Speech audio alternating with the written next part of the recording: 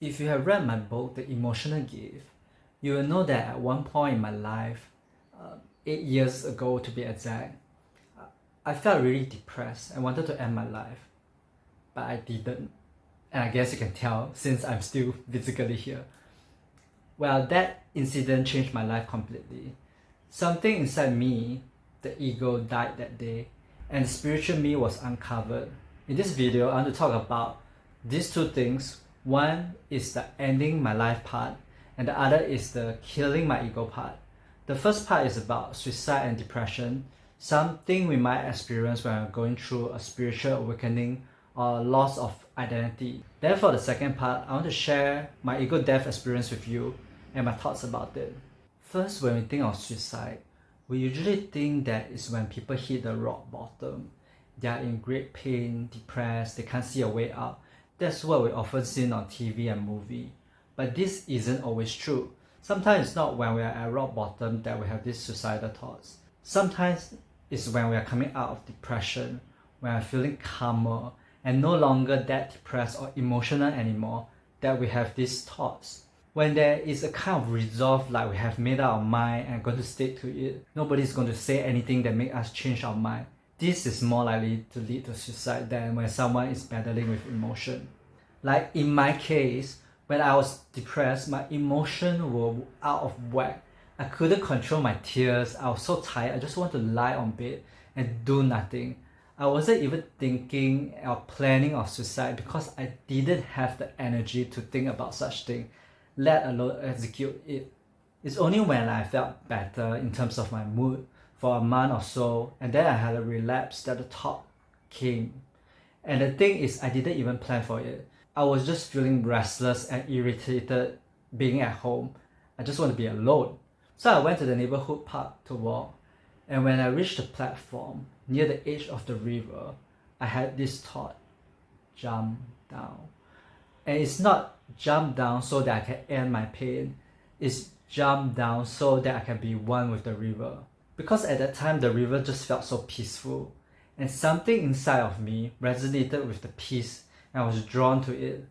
Unlike what most people would think, people don't always commit suicide because they want to end their pain. For those who are in the midst of spiritual awakening or have spiritually awakened especially, sometimes it's about having a desire to feel peaceful, a desire to reconnect with the non-physical source energy. People who have never experienced depression before might have this misconception that people who commit suicide are weak or they are selfish or silly. But the thing is, as someone who has been in this state of depression before, I could tell you that it's like you have blinders on and you only can see from a very narrow perspective. When you're feeling this hopelessness, whatever suggestion that other people give you, you just don't think they will work. And it's not about being weak or strong. It's also not about a person's ability to endure pain or hardship. It's about the person being so hyper-focused on their problem that they are unable to see other possibility. For example, if someone feels depressed about a breakup, what they see is that this person makes me happy. If I'm not with this person, I'll never be happy again. They're so tied to this condition, this person. It blocks their perspective. And if they can only see death as the solution or they don't see value and meaning in living, then that's what they will see. And no amount of persuasion can change their decision when they have this blindness on. For people who have a spiritual awakening experience, they have a taste of bliss, love, and peace. And they might think that what's the point of living on this planet when there is so much pain and suffering going on? Why not just go back to source? Again, they have their blindness on. They're too focused on the pain they're seeing in their reality. They don't see the purpose and the beauty of having contrast. They don't see the beauty of this duality. If you are feeling this way, ask yourself, if the other side is so great, the non-physical side is so great, why not just stay there? Why come back into the physical form? There must be something you desire and want to experience that you can't experience in a non-physical form. You didn't come back as a baby, learn how to walk, and suffer some more. You came back for a purpose. When I had the thought of jumping into the river, I was taken aback. It scared me a bit, so I backed off and sat on the benches for a while. And as I was sitting there, I looked at the beautiful park. I look at the beautiful flowers, such a beautiful sky, such a peaceful river. I didn't realize how much my neighborhood has changed. I was so much in my head all this time, in my narrow perspective, that I missed the wonder and beauty of the surrounding. At that moment, I felt deep peace and appreciation. And I have two choices. One is to exit this reality and re-emerge into non-physical. It's what the river is calling out to me. Alternatively, I could learn to connect with the non-physical while still being in this physical form. Enjoy this duality of being one with a river and at the same time being separate, individual, a glass of water. It doesn't have to be either the river or the glass of water.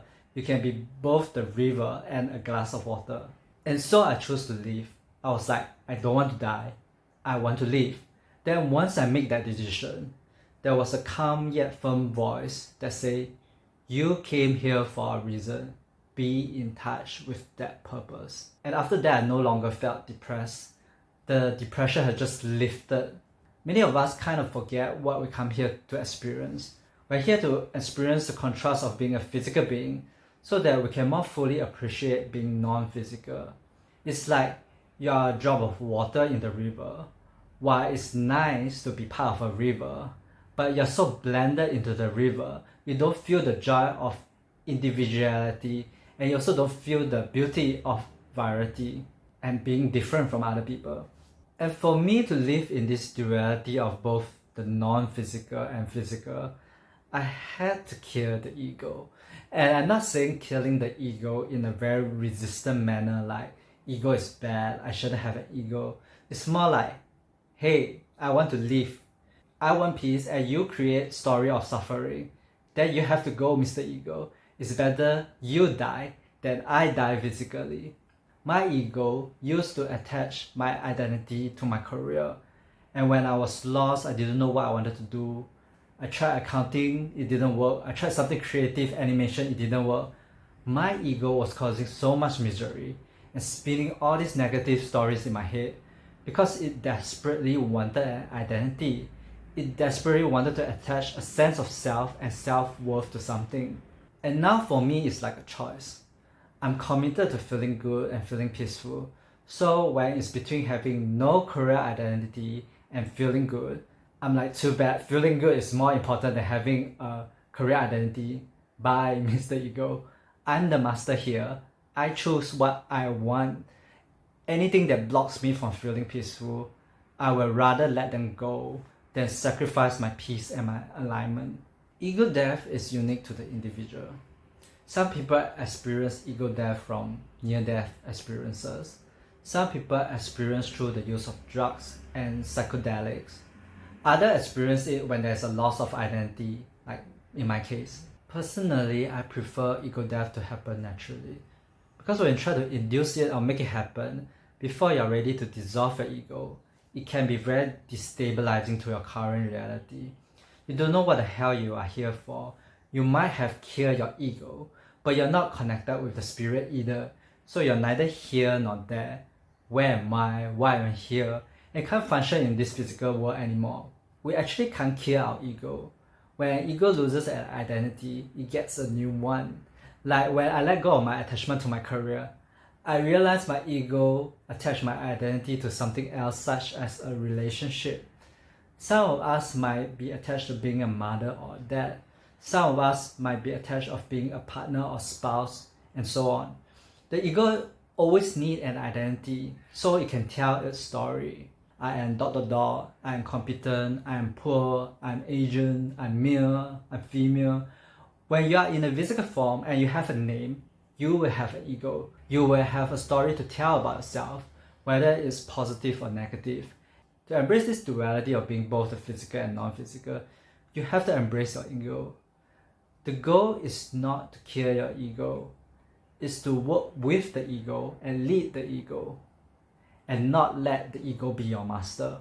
Identify what you want to be and tell the ego and let it work for you. We are creators. We are able to create new identities for ourselves. Do you prefer a positive or negative sense of self? You get to decide. If your ego creates a sense of self that doesn't resonate with you, let it go.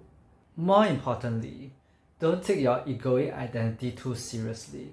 Don't be too attached to the story it tells, even if it's a positive one.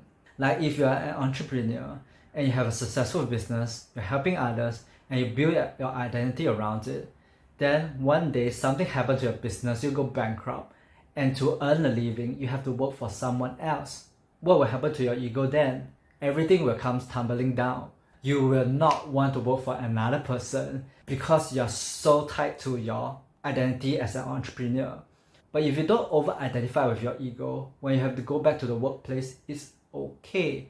I can be an entrepreneur, I can be an employee, it doesn't matter. I can be an employee for some time while I plan for the next business. It wouldn't hurt you at all or that much. If you are too attached to being a parent, if one day you lose your child or they become independent and they don't rely on you that much anymore, then how? What will happen to you? If you are too attached to your body and physical strength, if one day your muscle deteriorates or you have wrinkles, then how? When I had my ego death experience, I have to let go of everything I knew about myself and start afresh. It's not about eliminating my ego and not having a sense of self. It's that I have to reinvent myself, my whole life, and how I want to experience my spiritual self in this physical reality. It's a commitment to being aligned with my spiritual self while embracing the contrast that the physical reality brings. It's how I want to show up as a spiritual being in the physical world. If you have a spiritual awakening and you don't know what to do with your life, check out this next video. For more video on spirituality, please subscribe to my channel here.